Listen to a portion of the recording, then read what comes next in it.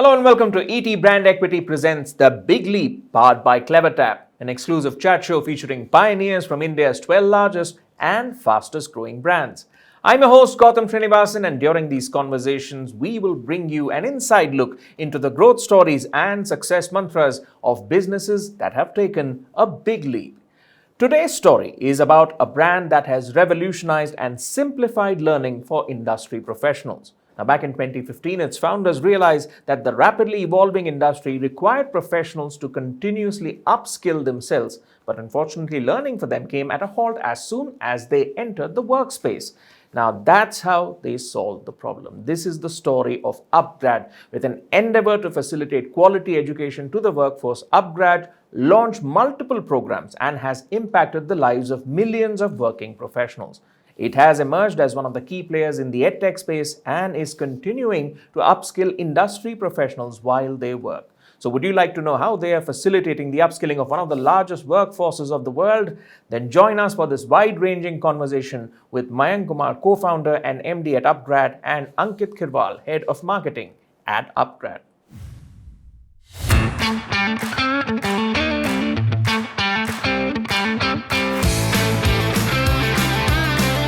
Camera rolling, counter, 3, 2, 1.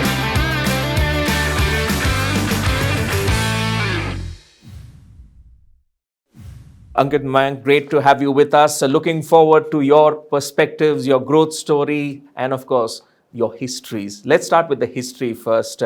And I believe, Mayank, you're an avid runner. So I'm going to use running as a metaphor, because when we look at running as a metaphor of life, it gives you what you put into it. So taking that into consideration, is that the perfect metaphor for your evolution as a leader, as you founded upGrad and led it to newer heights? No, I think not for starting up, not for coming up with the idea of upGrad, but it definitely is a metaphor for running the business and running the company. And one thing that you always realize that when you're running, you're not competing with many people. You're just competing with yourself. You're bettering your time. You're improving your sort of completion rates and the time at which you can finish off the marathon, half marathon, etc.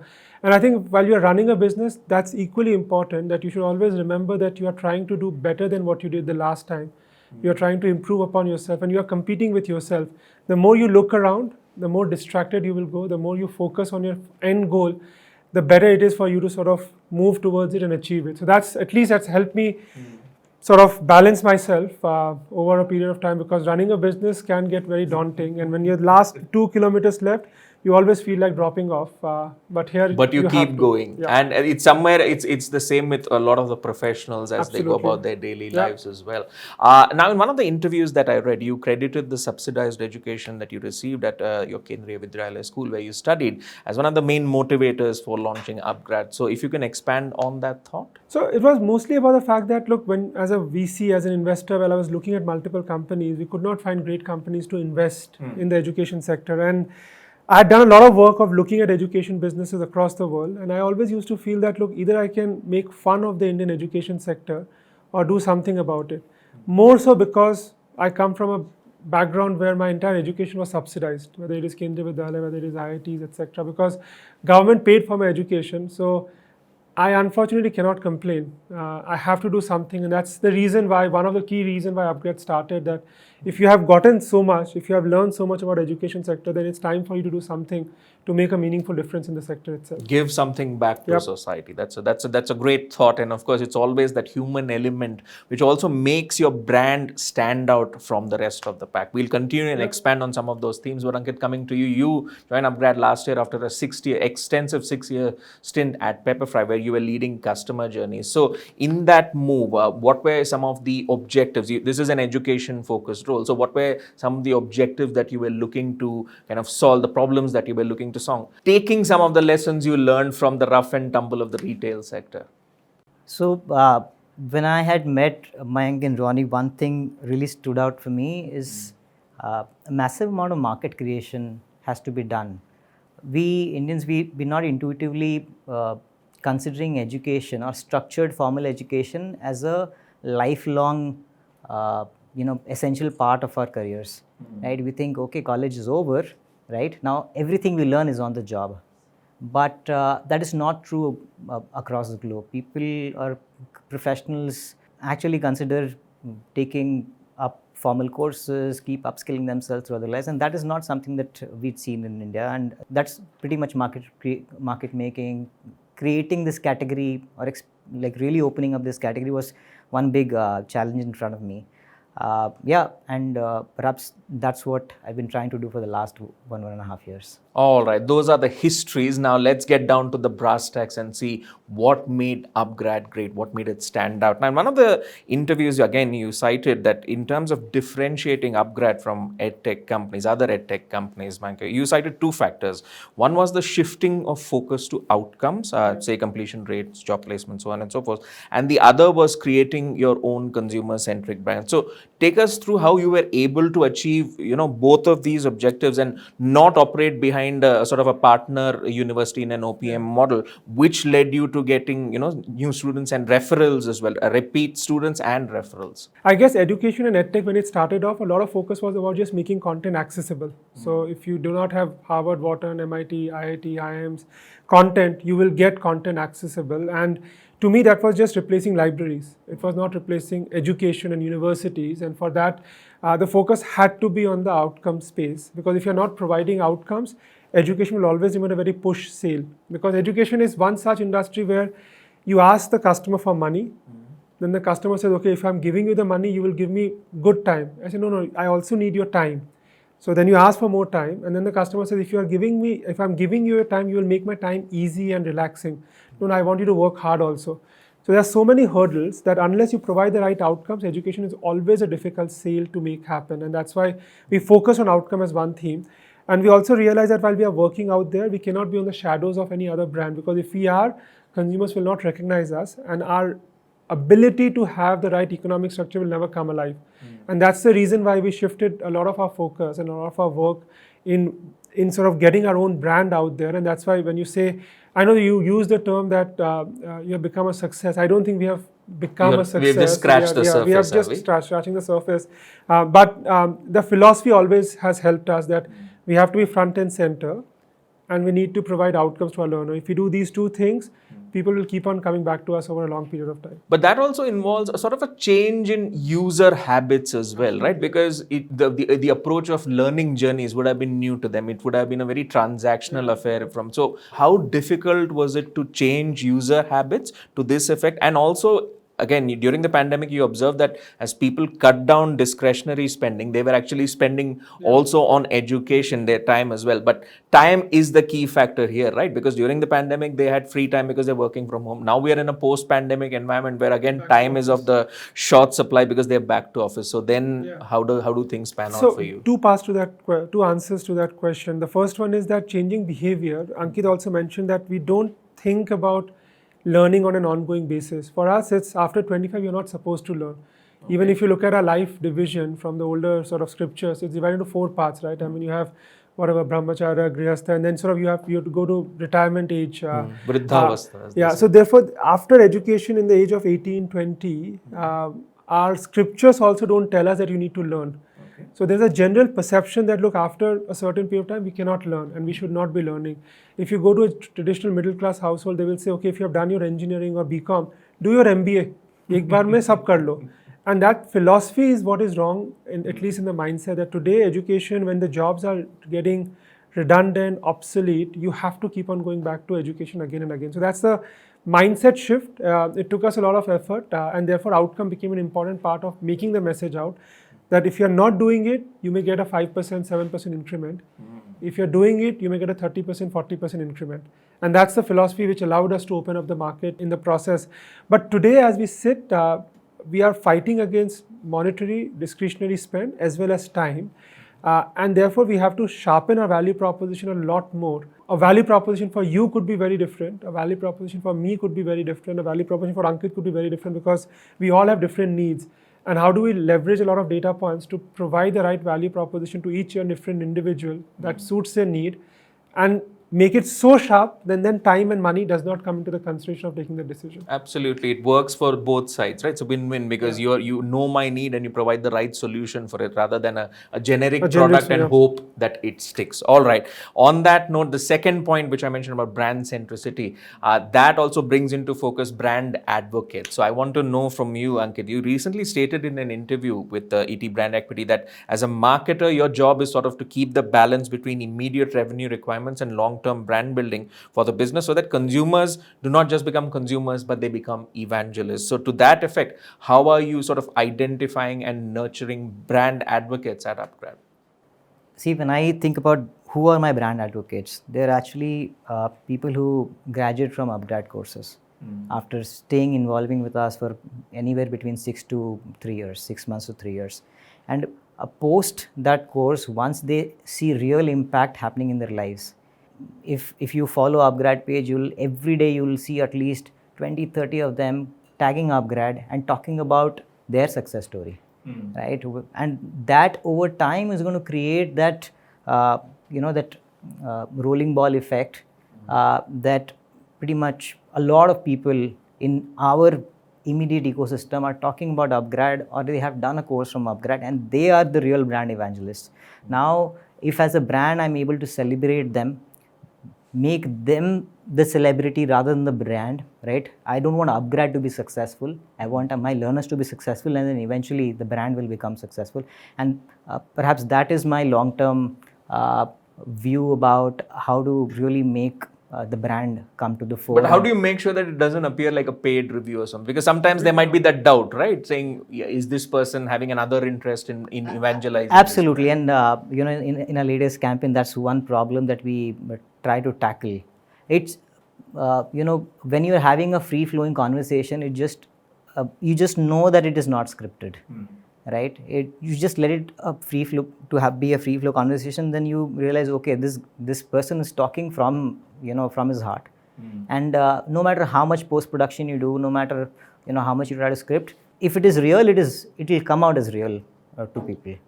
And that is what we're hoping to do that. It's a very tough problem to solve for, and I know that Ankit mentioned that you can get them as real as you can, but at the mind of a prospective learner, there's always a doubt that, look, the person must have been paid. But that's the context. I mean, education is not seen as, it's not seen as a promotional sort of category. It is seen as, okay, it's a Guru Dakshina, you go and you learn.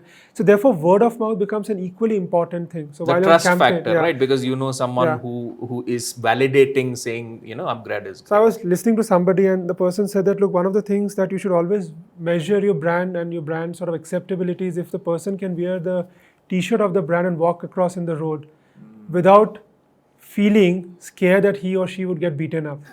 And that tells you the NPS, and that tells you the brand value. And it's important, and it's a very fair point to make that, look, if you're going out, if the customers are coming to you and saying, hey, look, I was impacted, that's the true communication, messaging, and the brand evangelist that one can create. That's a new way to think about it. All right, let me bring in some external trends into the conversation, Mayank, because post-pandemic, the world is evolving to a more phygital sort of an environment, physical and digital. So how is upGrad balancing physical and digital channels to retain users? So we look at physical and digital as a mode of acquisition of learners, not necessarily as a mode of teaching and training for learners. And therefore, we need to be present digitally to bring out our message, and we need to be present physically for the learners to see upGrad also exist in real. That physical presence is more critical and more important for tier 2, tier 3 cities, where people still need to see that physical connect to sort of create trust with the brand. And digitally, we need to be present so that people are seeing us and learning about us. Our phygital approach does not necessarily mean that our teaching will move physical, because we believe that teaching, whether it is for a degree learner, whether it is first-time job seeker, whether it is a working adult, needs to be digital, because they can control their experience centrally rather than making it decentralized.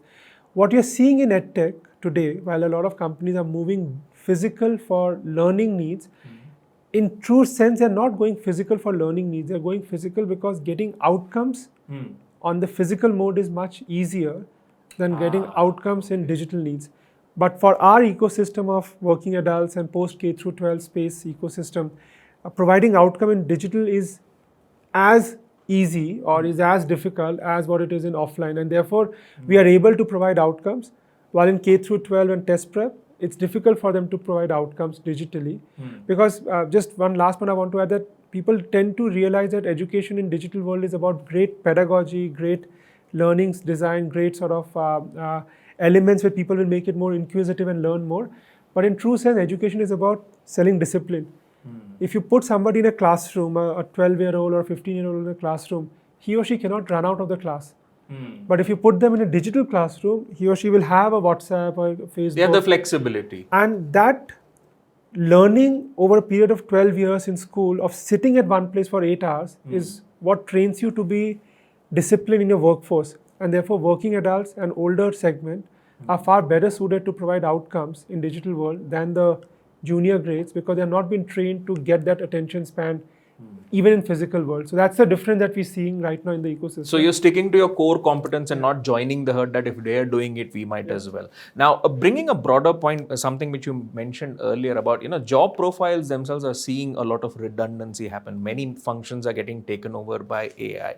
So I want to know from you, what happens to higher learning for employees when that happens, where your customers, and they might be worried about, I upskill myself and let's say a year or two down the line, it becomes a primarily AI-driven function. What do I do next? So, what are your thoughts on that? 2 points. So, just if I can ask you the question, Gautam, how long have you been working? So, I've been working for 20 years. 20 years. And how many jobs have you? I would say about 2 or 3. 2 or 3. And your parents? My parents are in Mumbai. And they are retired. And how many jobs did they shift? One job all throughout their life. So in today's context, all of us are shifting 3, 4, 5 jobs. And my prediction is that this generation will have 7 jobs to 8 different jobs in their entire career span. Our parents had 1 job in the entire career span. A generation before that, jobs used to get shifted from one generation to another generation. So job used to remain the same. So there was no need for upskilling. A family of lawyers would be skilled in law, legal sort of fraternity. A family of farmers would be skilled in farming, etc. But in today's context, we are changing job, and even younger you go, it's like changing calendars. If the it's a gig economy. You're saying it's a gig economy. If you call whatever sort of role that people are coming to, that shift will happen. And the kind of job role that I had access to when I graduated, today, when I graduated, there was no role of digital marketer. There was no role as data scientist. We did not know what product managers are. We did not understand what UI UX is. And then today we have so many of these new roles coming in. So the world that we live in, I'm not just calling it as AI, but the entire sort of coming together of data, digital, artificial intelligence, everything put together is now creating so many new roles. But it also creates concern. I'll give you an example, right? So ChatGPT is in the news for all the things that it has done. But some of the folks, say in the media industry, who are, say, writers, they might be wondering, because if you input saying, write me an article on this, and it throws out an article a very good article in 30 seconds, you end up wondering what you. But again, there is a pitch there to upskill yourself, saying you can be better than so the AI. At that point of time, this thing exactly happened when people came out with the first machines, the first vacuum cleaner. Now, how do I retain people to work on this, but the vacuum cleaner will do all the work? Because then you start working on a higher order skill. And that's what's needed today. That I do believe that whatever talk of AI, digital, etc., creativity is not going out of the window. Creativity will still remain. Critical thinking will still remain as one of the core skill sets. But today's journalist will train ChatGPT versus getting ChatGPT to provide the answer. So they will go to the higher order working sort of skills, and that's what is needed in this ecosystem, that you cannot just go back and say, okay, technology is coming, my job is going to get redundant. You need to find ways and means in which you can become better in the role that you're currently working on. I think that's key, especially for the generation that we have. They understand the value of upskilling themselves versus, sort of being defensive and sticking to your gun, saying, no, I have learned this for 10 years and I'm not going to learn anymore or transform my profile. The term used to be called Luddites earlier. People who used to hate technology because they said, if the machines are coming, what am I going to do? That happened in 1920s. It's happening in 2020. Let's see how we handle the revolution. Ankit, from a marketing perspective, assuaging the concerns of customers on this point, anything that you're doing specifically? See, I get this question sometimes, and my general, a candidate thought is, okay, we teach AI also. Okay. But to be very honest, I think the core jobs or what you do will not change. Sales will remain sales, marketing will remain marketing. It's just how you do sales and marketing is going to change. It's going to become smarter, right? The grunt work or repetitive work is going to go out of the window, and people will actually use their brain more, and that is what technology is going to help you do. Right. Today, imagine, I remember my dad used to use a physical planner diary, right, to plan his day or the month. Now, everything is on Google Calendar, and life has become so much easier. And I'm not like literally tracking, okay, I have to cancel that meeting and move to shift it to other meeting. I have to call somebody. I just. And So do these experiences percolate to your marketing, as you said, the context setting? Absolutely. Today, I'll just give you an example of how AI is helping me in marketing. Today, I'm able to know before even calling somebody to counsel, okay, what is the likelihood of this person actually taking up a course with me, right? On the basis of how has this person engaged with me, how often has this person been trying to research, what has this person done on my website, and so on and so forth. And it makes my team more intelligent, my team focus on people who do these behaviors, right? It's making my sales team more intelligent. Okay, I have to focus first here, because these are most likely people who are actively looking to upskill. But that's the back end. I'm asking from a front end perspective. Say I am a prospective student and I'm worried about this whole AI thing coming in, and I might be out of a job 2-3 years. Now, as Mayank mentioned, that's where the skilling aspect comes in. So from a marketing perspective, let's say whether you put out a campaign or an ad, what is the messaging that you are putting out to assuage that concern of a potential customer who's afraid of what AI might do to their career prospects? That's my question. See, most of our learners are, say, from the bracket of 21 to 30. That's like the core. And what I've realized that they have adapted or accepted change as a given, right? And this point that you're making, that do they fear changing landscapes, technology? Actually, they don't. They have just accepted that, okay, this is how it is. Because they are this new Gen Z generation. I have not seen people worried about their jobs becoming redundant, at least not so far, because they know that 2 years, 3 years, they have to keep upskilling, they have to keep moving on. What's the next thing? In fact, they also get bored very fast. They don't want to do the same thing again. If you put somebody in a repetitive job today, they're not going to stick. But the campaigns that you run where there's a FOMO, agar nahi karoge to nahi milega, they tend to perform much better. But the campaigns where you put positive spin, look, isne kiya, isko kitna mila, it does not perform as well. But there's a certain Indian context to that as well. I think you've nicely gotten that insight of the fear of missing out really works as a message for a wide audience. For sure. Marketers hate it. They just don't want to do anything with fear of missing out. They said, I will make a positive spin. I said, look, it doesn't work in this country. So in this case, the business side won in terms of their submission. All right. Ankit, I also want to know from you the strategies that you guys are employing to kind of contextualize education for local markets, which make courses more value driven. Walmart versus Flipkart. I'm going to understand the Flipkart example better than the US Walmart example, right? That's exactly, you actually said the exact thing that I was going to talk around. Most of our case studies that we cover in our programs, whether it's data science or whether it is management courses, the case studies will actually talk about Flipkart. We won't talk about Walmart. At least the major chunk of the case studies that we teach, we'll give examples of products that you use on a daily basis. For example, a very celebrated thing in data science courses is how Uber is actually able to do a balance between what the riders want and what drivers want. It has to have a balance, and it's a very constant, everyday thing. It's a very Bangalore-inspired case. That why do Uber drivers cancel on you? Okay. And how do you use data to solve for that Not problem? just in Bangalore, I can assure you. Yeah. So you make it very relatable for somebody because they're using that product, or they have heard, seen, used that product or brand for many years, and that's how you and not necessarily have to talk about say Amazon in the US. I'll probably take a case study of Flipkart in India or Meesho in India or brands like that. So that's one way. The second way, and this is not necessarily marketing, but when you say local, I'm also thinking about tier 2, tier 4 cities. And thanks to the telecom revolution, internet speeds, and now 5G, it's just opened up market for all digital businesses. But there's still pockets where bandwidth is not so great. So the way our learning platform is developed, that it adapts to the bandwidth of the user, and doesn't let the learning experience get hampered. Yeah, so that's at least on the infrastructure side that we've tried to solve to make our product more robust, more acceptable throughout the country. All right. I also want to understand from you, how do you approach taking feedback? Because that is also a key part of the retention, of solving for retention. How do you handle feedback? That's one, and the biggest retention challenge from a marketing perspective that you're facing currently, because let's admit it, EdTech is going through an uncertain time right now. So these two questions for you on that front. All right, I'll answer the latter one first.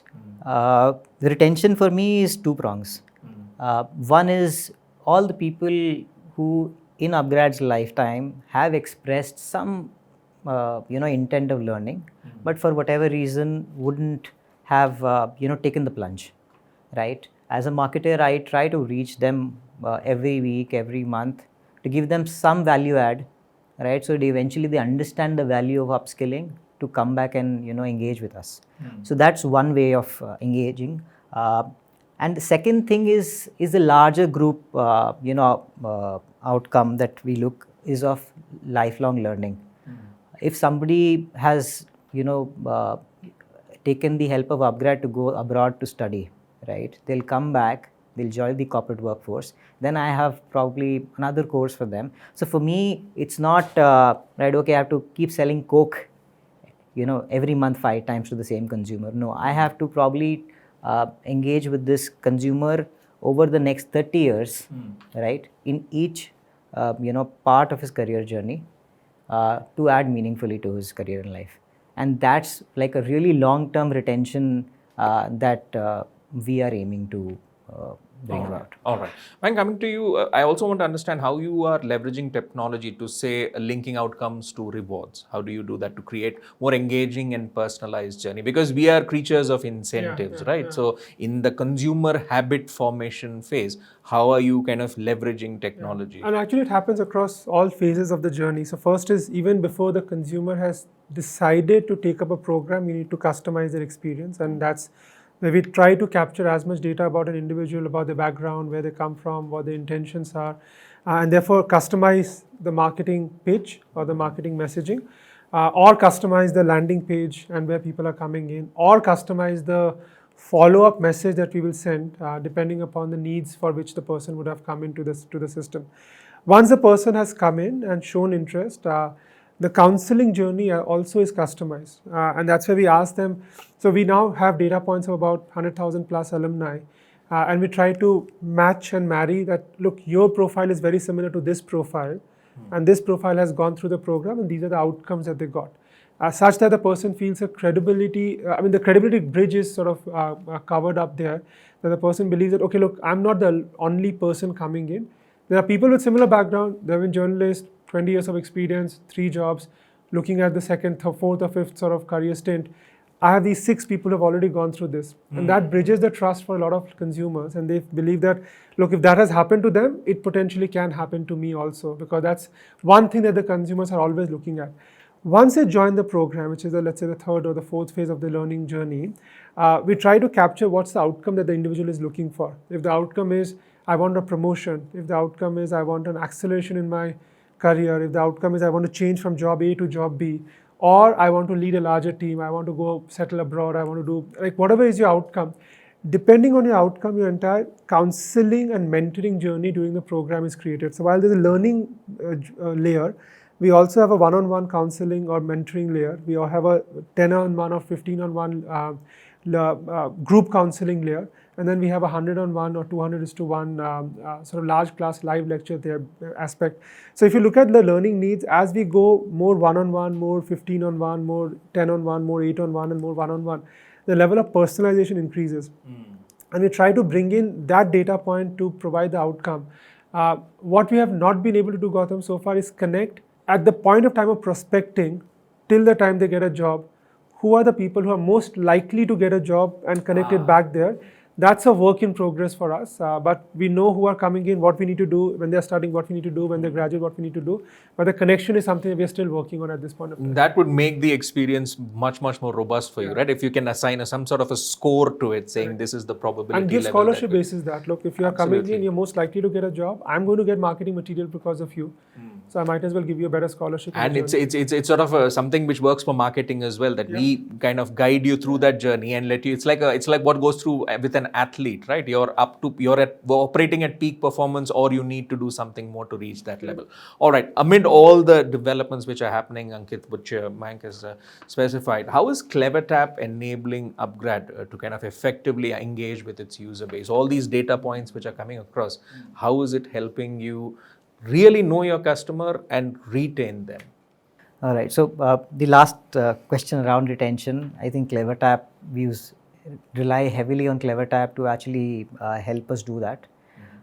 Whether it comes to understanding what a traffic or a user is doing on the website, right, and translating into understanding the user better, to use them, whether in terms of targeting similar kind of people or actually using that information in sales. That's one thing that CleverTap helps. The second thing would be, I want somebody to behave in a certain manner on my website, discover something, right? Or the person is not doing what is she intending, or we want him to do. Then CleverTap helps me do this contextualized messages, personalized messaging to such users to nudge them in a certain direction. The third is, of course, retention. The both cases. How do I, send you a WhatsApp bot, for example, right? And pretty much you don't have to come to my website. Everything is there. Whether you want to understand about a program, about a brochure, about syllabus, what are the outcomes, you want to see a video, everything can be enabled either on an email or on WhatsApp, and that's what CleverTap allows us to do. So I think a broad range of applications. Yes. Mayank, from a business perspective? And it customized to the learner needs. I mean, if the learner is coming with a more experienced background, then we'll send a more experienced, relevant message via CleverTap, or sort of reach out to them. But that helps us. I think marketing, I call it as business itself, because if marketing is giving me more contextualized understanding of the customer and the consumer, from a sales perspective, they are able to leverage that and build on top of that. And that's the advantage of using the retention platform and CleverTap. So because it just brings data at one ecosystem, and it enables one to decide what's the right customer journey for one set of customers versus another set of customers. And the more we work, the more data we get, the smarter we become. And over a period of time, it just enables us to prioritize our energies and focus into the right set of activities versus trying to do too many things for too many different set of customers. All right. Now that we have a better understanding of your retention engine, I also want to know from you, how is upGrad built, in a sense, as an organization for customer success? For customer success, no. So for us, outcomes matter. For us, outcome is the success factor that we look at. Just to give you a sense, upGrad today has anywhere between anything from a person who's an 18-year-old till the time the person is about 60, 70 years old. So for any career needs, whether you are a college learner and you want your first degree, or you want you want to go abroad after graduation, or you want to get a job, your first job, we have certain programs available for you. But considering this spectrum, would customer lifetime value have a very different definition for you guys? Agreed. Yeah, I mean, earlier our customer lifetime value was just one purchase and you're gone. You may come back to me after 2 years, 3 years, 4 years. But today, given that we have grown more organically, plus with a lot of M&As, I now have customer database across different set of companies and different set of lifelong journey. And for us, it's important we know, see, look, when you are doing marketing, you capture only, let's say, 100 data points for a particular customer. When you have taken them through learning, you capture about 100,000 data points. And once you have 100,000 data points, you can be far more contextualized in the way you want to reach out to the consumer or the learners. So our objective is that build the lifelong learning play, ensure the learner, what Ankit said, moves from point A to point B with the right sort of programs and with right elements. And we should be able to predict that, look, today you are coming with 7 years of experience at 14 lakhs of salary, but you want to go to, by 10 years of experience, to 40 lakh of salary. These 3 interventions will take you there. So why don't we custom create those interventions because now I have between upGrad, Knowledge Hut, Campus, Imparters, Talentage, etc., multiple solutions that one can provide. But the key focus, Gautam, is to keep the outcome in mind. If the outcome is very clear that this is the outcome that consumers want, we can sort of focus on providing the right success for the learners as well. All right. As we head to the last leg of our conversation, a series of rapid fire questions for the both of you. So Mayank, upGrad didn't raise external capital for the first 6 years. So how is it getting its cost model right? A question to you, and then I'll come to the maximizing marketing ROI perspective for you. Being very frugal in the early days, when we did not have capital from any external investors. While capital is very important for growth, it brings in a lot of sort of ability for you to experiment, but it also brings in a little bit of indiscipline of running it. But not having any external investor did allow us to think more frugally and keep an eye on ROC, which has helped us to doing what we are doing. So unit economics is far better than what exists in the market. So that's one thing that we learned, and now that we need to not get distracted when capital comes in and ensure that we follow the same discipline going forward. All right, maintain the discipline, don't get distracted. From a marketing perspective, how are you maximizing your ROI? 3 points around it. First is in the short term, ruthless prioritization of spends. Right, you cut down all the possible flap that there is.